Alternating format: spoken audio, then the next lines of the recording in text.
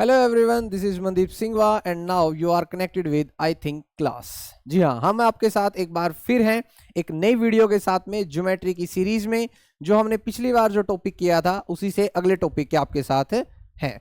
तो चलिए शुरुआत करते हैं। अगर आप चैनल पर नए हैं तो एक लाइक, एक शेयर और एक सब्सक्राइब तो बनता है। तो चलिए स्टार्ट करते हैं बिना आपका टाइम वेस्ट किए हुए।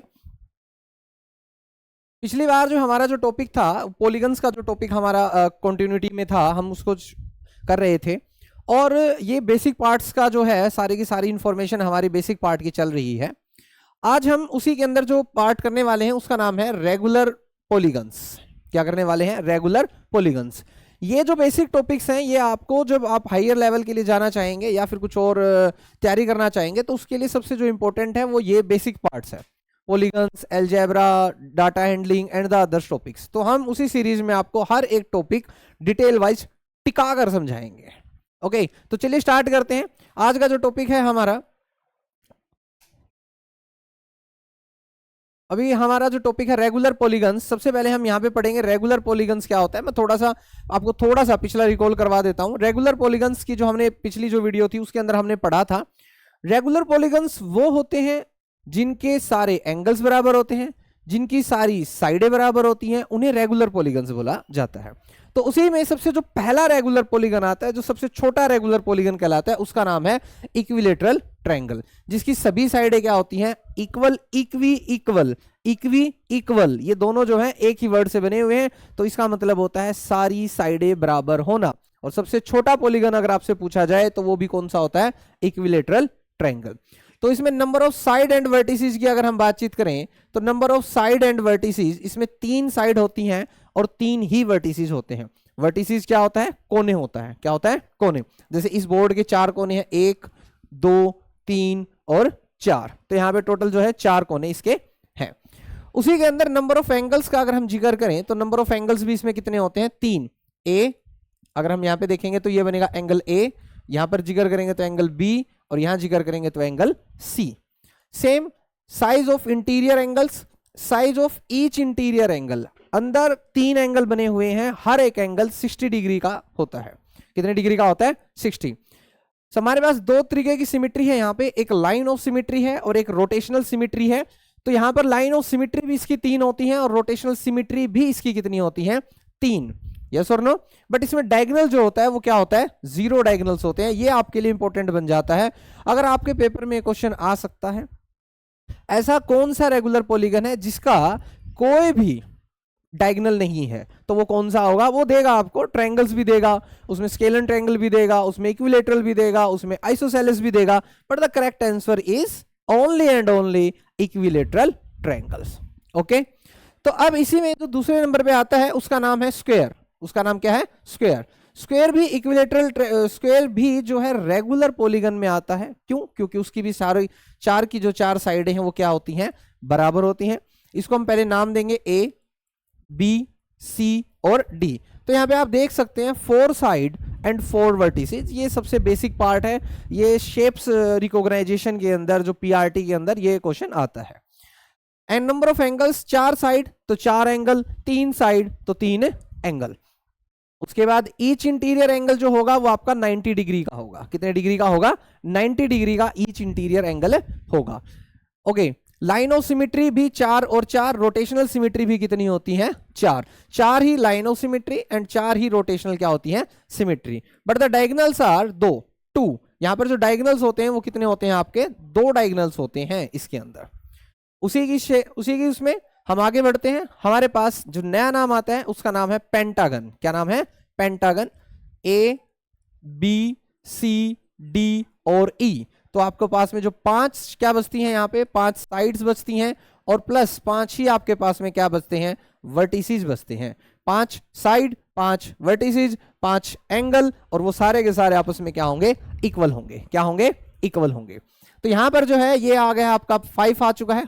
उसके बाद में ये आ जाएगा 108। ईच एंगल जो होगा, जो ईच एंगल होगा आपका वो होगा 108 डिग्री का होगा। पेंटागन में ये जो एक एंगल आप देख रहे हैं, ये वाला एंगल 108, ये वाला एंगल 108, ये वाला जो एंगल है 108, 108 एंड 108, सारे के सारे एंगल 108 के होते हैं। सारे एंगल 108 के होते हैं। उसके बाद में जो इसकी लाइन सिमेट्री होती है, लाइन की जो सिमेट्री होती है वो 5 होती है, और जो रोटेशनल सिमेट्री होती है, रोटेशनल जो सिमेट्री होती है वो भी क्या होती है, 5 होती है। 4 वाले में 4 देखा था हमने, ट्रायंगल वाले में भी 3 और 3 देखा था, स्क्वायर वाले के अंदर हमने 4 और 4 देखा था। तो यहाँ पे हमने देखा कि जितने साइड और वर्टिसेस हैं, अप्रोक्सीमेशन नियरली पूरा का पूरा लाइन भी सिमेट्री उतनी ही मिलती है और रोटेशनल सिमेट्री भी उतनी ही मिलती है। और साथ में आपके जो डायगोनल्स हैं वो कितने मिलते हैं, 5। कितने मिलते हैं, 5। अब तक सिर्फ आपको एक ही ऐसा पॉलीगन मिला है, रेगुलर पॉलीगन मिला है जिसके अंदर डायगोनल्स नहीं होते हैं, अदरवाइज सब के अंदर जितनी चीजें हैं सब के अंदर कोई ना कोई डायगोनल देखने को मिला है। इसी में जो नया नाम आता है आपका आता है hexagon. Hexagon A B C D E और F। तो यहां पर आप देखेंगे जो F है वो, अगर आपकी रीजनिंग भी अच्छी होगी तो आप अल्फाबेटिकल रीजनिंग के बारे में जानते हैं, तो उसमें जो F है वो 6 पे आता है, F6। तो यहां पर जो नंबर ऑफ साइड्स हैं वो भी 6 हैं, नंबर ऑफ साइड 6 हैं, एंड वर्टिसेस, और वर्टिसेस भी कितने हैं, 6 हैं। यहां पर 6, फिर से 6 चीजें हैं। ईच एंगल 120 डिग्री का है, हर एक एंगल जो है वो 120 डिग्री का है। हर एक एंगल कितने डिग्री का है, 120 डिग्री का होगा, तभी जाकर जो आपका इसका जो टोटल एंगल निकाल पाएंगे। 120, 120, 120, 120, 120 and 120, each interior angle 120 degree. Question बहुत से बनते हैं इसमें से, आप देखेंगे आपसे क्वेश्चन में पूछा जा सकता है 120 किस रेगुलर पॉलीगन का इंटीरियर एंगल होता है।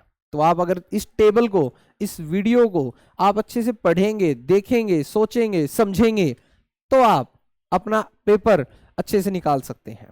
उसके बाद में यहाँ पे जो लाइन सिमेट्री होती है वो फिर से 6 है, जो रोटेशनल सिमेट्री है वो भी कितनी है, 6। तो हमने देखा कि जितनी साइड है उतनी रोटेशनल सिमेट्री मिल रही है, उतनी ही लाइन सिमेट्री मिल रही है जितनी साइडें हैं। और उसके बाद में इसके जो डायगोनल्स हैं आपके 9 डायगोनल्स। अब तक अब धीरे धीरे जो डायगोनल्स हैं वो असेंडिंग ऑर्डर में ऐसे बढ़ते हुए चले जाएंगे। हमने देखा पहले 0 डायगोनल्स थे, फिर आपके 2 डायगोनल्स थे, फिर ऐसे 5 हुए, फिर 9 हुए, फिर आगे कंटिन्यू होता चला जाएगा। ओके, तो चलिए इसी में हमारा जो नया नाम है उसको देखते हैं। नए नाम पे आ जाते हैं आपके पास में हेप्टागन। क्या आ जाता है, हेप्टागन। हेप्टागन में 1 B C D E F और G, मतलब यहां पर आपके पास में 7 साइड्स आएंगी, प्लस 7 ही क्या आएंगे, वर्टिसेस आएंगे, और 7 इसके एंगल होंगे। ये जो 7 दे रखा है ये क्या है, ये एंगल्स हैं कि how many angles are there in a heptagon. तो हेप्टागन में जो एंगल्स होते हैं वो आपके 7 एंगल्स होते हैं। कितने एंगल्स होते हैं, 7। उसके बाद में इसका ये एक इंपॉर्टेंट पार्ट है, हम जितने भी रेगुलर पॉलीगन करेंगे, इस बात का बड़ा ध्यान दिया जाए, हम जितने भी रेगुलर पॉलीगन करेंगे उनमें जितने भी एंगल होंगे वो सब कंप्लीट होंगे। 140, 135, 120, 90, 60। सिर्फ एक हेप्टागन ही ऐसा है जिसका जो ईच एंगल है वो डेसिमल फॉर्म में मिल रहा है आपको, 10 तक, 10 तक, डेकागन तक। तो आप देखेंगे यहां पर ये इंपॉर्टेंट आपके लिए सबसे ज्यादा इंपॉर्टेंट है, 128.6 degree each interior angle of A heptagon. Heptagon का एक एंगल जो है वो इस प्रकार से वर्क करता है। उसके बाद में यहाँ पे 7 और 7 बोथ, यहाँ पर जो सिमिट्री है ये थी आपकी लाइन सिमिट्री थी और ये थी आपकी रोटेशनल सिमिट्री। तो यहाँ पर दोनों ही कितनी है, 7। ये मैं पहले भी आपको मेंशन कर चुका हूं।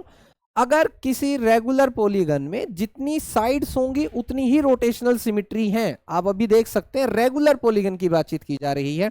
याद रखिएगा मैं जिस वर्ड पे फोकस कर रहा हूं वो है रेगुलर पॉलीगन। उसके बाद में यहां पर जो नंबर ऑफ डायगोनल्स हैं वो 14 बन जाते हैं। नंबर ऑफ डायगोनल्स हम यहां लिखते हैं नंबर ऑफ डायगोनल्स। तो आपके जो नंबर ऑफ डायगोनल्स हैं वो कितने बन जाएंगे, 14 बन जाएंगे। कितने बन जाएंगे, 14 आपके नंबर ऑफ क्या होंगे, डायगोनल्स। इसी में जो नया नाम आता है आपके सामने उसका नाम है ऑक्टागन।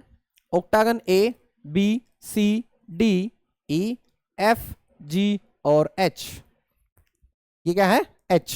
तो यहां पर आप देख सकते हैं यहां पर जो टोटल है 8 है। कितने हैं, 8 साइड्स हैं और 8 ही क्या है, वर्टिसेस हैं।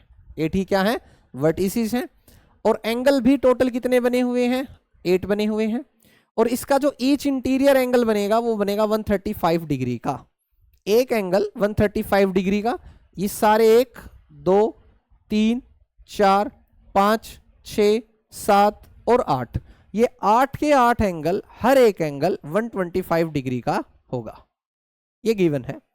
उसके बाद में यहाँ पर जो लाइन सिमेट्री और जो रोटेशनल सिमेट्री, जैसा हमने जिक्र किया आपके साथ में, जैसा हमने आपको बताया कि लाइन सिमेट्री और रोटेशनल सिमेट्री जितनी नंबर ऑफ साइड है रेगुलर पॉलीगन में उतनी ही बनेंगी। तो 8 है तो लाइन सिमेट्री भी 8 बनेंगी, और अगर ये रोटेशनल सिमेट्री पे पूछे तो भी आपकी कितनी बनेंगी, 8 ही बनेंगी। उसके बाद में जो नंबर ऑफ डायगोनल्स हैं वो बढ़ जाते हैं, और यहाँ पर जो आपके हैं नंबर ऑफ डायगोनल्स हैं वो आ जाते हैं 20 बन जाते हैं। कितने बन जाते हैं, 20। इसी में हमारा जो है लास्ट के 2, सबसे जो लास्ट में आ जाते हैं हमारे उस पे नाम पे आ जाता है नोनागन, जिसमें 9 साइड होती हैं, A B C D E F G H और I। तो यहाँ पर देखेंगे आप टोटल जो है 9 क्या हैं, साइड्स हैं, और प्लस 9 ही क्या है आपके वर्टिसेस हैं। न क्या है, वर्टिसेस।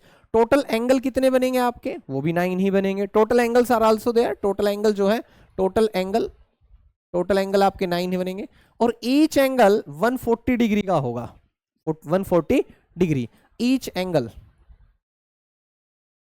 जो हर एक एंगल होगा वो कितने डिग्री का होगा, 140 डिग्री का होगा। यहां पर रोटेशनल सिमेट्री और line symmetry both are same, जितनी क्या है साइड्स हैं उतनी ही क्या है रोटेशनल सिमेट्री है, जितनी साइड है उतनी ही क्या है लाइन सिमेट्री है। और आपके जो नंबर ऑफ डायगोनल्स हैं वो बनेंगे आपके 27, या आपके बनेंगे नंबर ऑफ डायगोनल्स। क्या बनेंगे, नंबर ऑफ डायगोनल्स।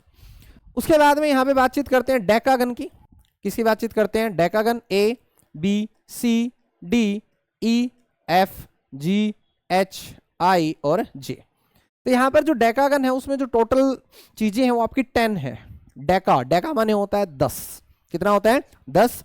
तो जो साइड्स बनेंगी वो भी 10 बनेंगी, प्लस जो वर्टिसेस बनेंगे मेरे भाई वो भी कितने बनेंगे, 10 बनेंगे। टोटल एंगल इसमें कितने बनेंगे, 10। 144 डिग्री का एक एंगल होगा, अगर टोटल निकालना है तो मल्टीप्लाई बाय 10 कर दीजिए, 1440, ये आपका क्या बन जाएगा, टोटल बन जाएगा। उसके बाद लाइन सिमेट्री वो भी 10, रोटेशनल सिमेट्री वो भी 10, और डायगोनल्स 35। तो number of diagonals these are the 35। तो यहां आपने देखा कि हर एक शेप अलग है, यूनिक है, उसके डायगोनल्स अलग हैं, उसके रोटेशनल सिमेट्री अलग है, उसके एंगल्स अलग हैं, ईच एक्सटीरियर एंगल है वो भी आपके लिए क्या है, अलग है। और यहां पर डूडेकागन जिसमें 12 साइड्स होती हैं, पेंटाडेकागन जिसमें 15 साइड्स होती हैं, आइसोगोन्स जिसमें 20 साइड्स होती हैं, हेक्टागोन्स जिसमें 100 साइड्स होती हैं। A hectogon looks like a circle except at very high magnification. मतलब आप सोच के देखिए, थोड़ा सा अंदाजा लगा के देखिए कि जो हेक्टागन है उसमें 100 साइड्स होती हैं। कितनी साइड्स होती हैं, 100। अगर आप इसी को देखेंगे तो ये भी एक सर्कल की शेप धीरे धीरे धीरे धीरे बनाना शुरू कर दिया। तो जो 100 का बनेगा वो कहीं ना कहीं लुक्स लाइक सर्कल होगा, बट नॉट ए सर्कल होगा, लुक्स लाइक सर्कल होगा। ओके, तो ये थी आज की आपकी क्लास, जिसमें हमने आपके जो बेसिक पार्ट है उसको लेकर हमने एक छोटे से छोटी चीजों को बड़े जचा के आपके साथ साझा किया है, पढ़ा है। तो अगर आप चैनल पर नए हैं तो लाइक, शेयर और सब्सक्राइब जरूर कीजिएगा। Thanks for watching.